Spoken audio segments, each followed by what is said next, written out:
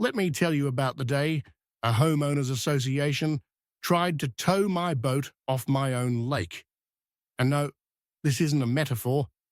They actually showed up with a crane. Buckle up, because this isn't just a fight over a dock. It's about pride, power, and one very badly timed fishing party.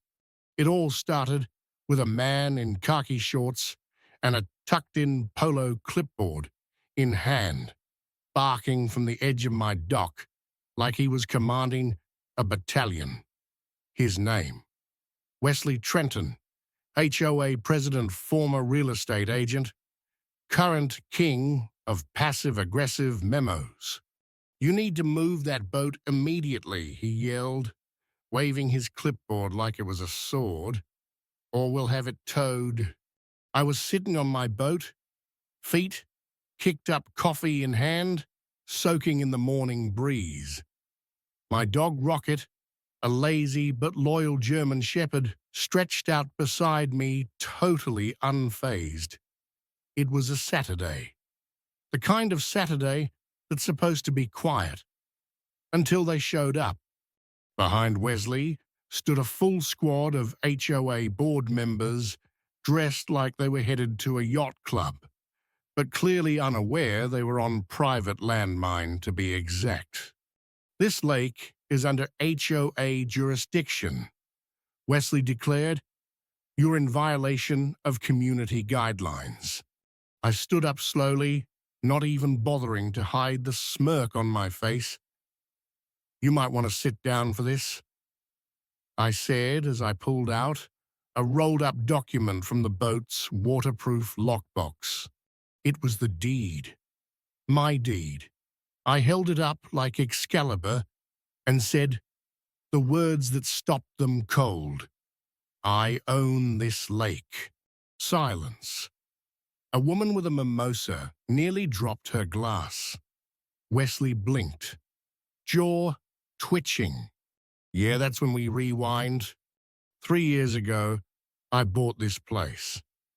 Back then, it was nothing. Just a run-down cabin, tucked behind an overgrown trail and a forgotten lake. Nobody seemed to care about. Perfect. I'd just come out of a brutal divorce, and all I wanted was peace. The lake became my therapy. I rebuilt the dock, renovated the cabin, even rescued Rocket.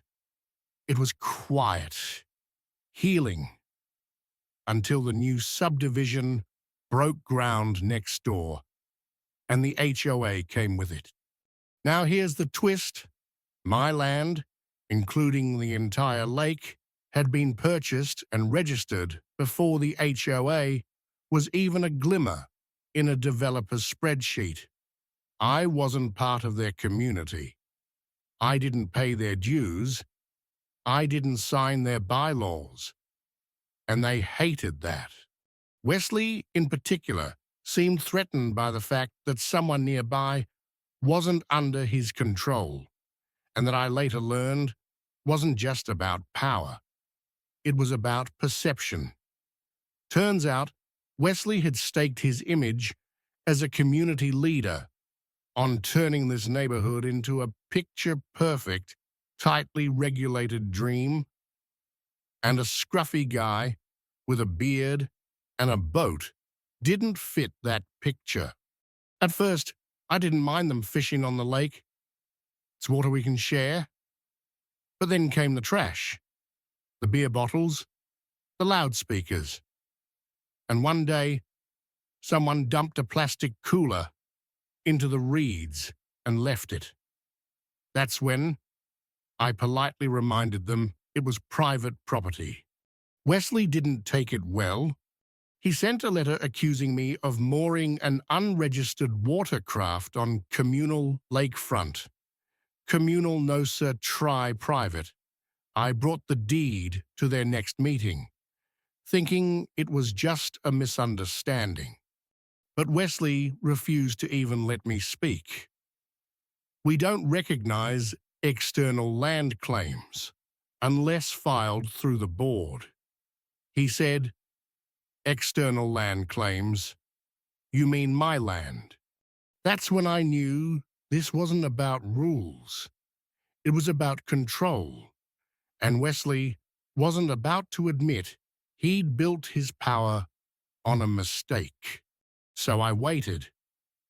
But instead of backing off, they doubled down. Letters taped to my gate. Fake fines. Until that morning, when they tried to tow my boat, without a court order, without a sheriff. Just sheer HOA audacity. Wesley even brought in a flatbed barge with 2 hired workers to forcibly remove my boat. I flipped on the dock lights, hit record on the cameras, and called the sheriff. That's when one of the workers, confused, asked, "This lake is under whose name again?" Wesley tried to lie, "It's communal property." Wrong move. The guy held up his phone. County registry says it's owned by a Nathan Claiborne. I raised my hand. That's me. Wesley's face went pale. Then he tried to play tough, kicked the dock railing in frustration, and slipped right into the lake. But it got worse. Floating beside him, his waterproof cooler, except it wasn't waterproof, and his phone sank like a rock. That little device held all his texts, emails, threats, and now it belonged to the catfish. The sheriff arrived just in time to hear me calmly explain what had happened, documents in hand. The officer flipped through the papers, gave me a knowing look, and turned to Wesley. "So let me get this straight. You trespassed, attempted to seize private property, and endangered others by hiring unlicensed contractors. Click handcuffs." But the HOA wasn't done. 2 days later, I got a certified letter summoning me to a disciplinary hearing. Guess who signed it? Wesley's wife, Dana Trenton. Apparently with her husband out of the spotlight, she stepped in to keep the crusade alive. At the hearing, Dana accused me of disrupting community unity and harassing HOA members. I showed the deed, the county maps, even sheriff reports. One board member whispered, "We don't have jurisdiction over this." Dana shot him a look that could crack granite. Then she did something bold, organized an emergency community fishing day, and renamed the lake. They actually hung a vinyl banner across the trees. Lake Trenton, property of the people. That was it. I killed the power from my dock circuit box. The speakers died. Dana's mic cut off mid-sentence. Then I grabbed a bullhorn. "This is private property. If you don't leave, the sheriff will enforce trespassing laws." A few people booed. One yelled, "You can't stop the people." Cue the sheriff, along with the county's Water Conservation Department, Dana's party over fines, incoming reputation in shambles. But wait, it gets juicier. A week later, I was served by an environmental nonprofit, the Greenway Guardians. Turns out, Dana had painted me as a nature-hoarding villain. Said, I polluted the lake block public access and damaged local wildlife.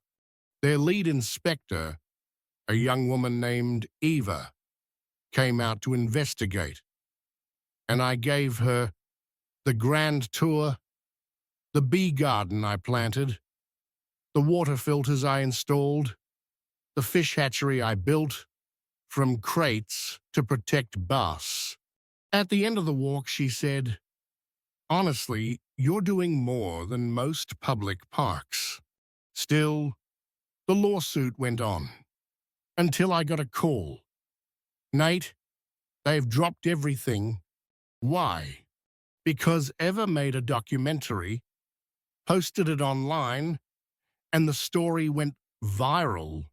The man behind Lake Claiborne. Suddenly neighbors were waving again. Local schools asked to visit. The mayor sent a thank you letter. And the county. They officially renamed the lake Lake Claiborne. But guess who couldn't let it go? Wesley. One night, I heard a rumble outside 6 SUVs lined my fence. At the wheel of a flatbed trailer, mud-covered and wild-eyed, was Wesley. He had a gas can, and in the trailer, drums of fertilizer and fuel. I hit the floodlights. Wesley, drop it now. He froze. You embarrassed me. She left me. I lost everything. Then he lunged for the backhoe lever. Rocket barked and leapt forward. I tackled Wesley just as he grabbed it.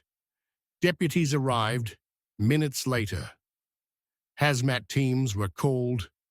Turns out, he planned to contaminate the lake, to ruin it if he couldn't have it. He was arrested, charged with attempted eco-terrorism. Dana left town. The HOA was dismantled and rebuilt from scratch. They asked if I wanted a seat on the board. I declined. Today, Lake Claiborne is a wildlife sanctuary. Kids fish here.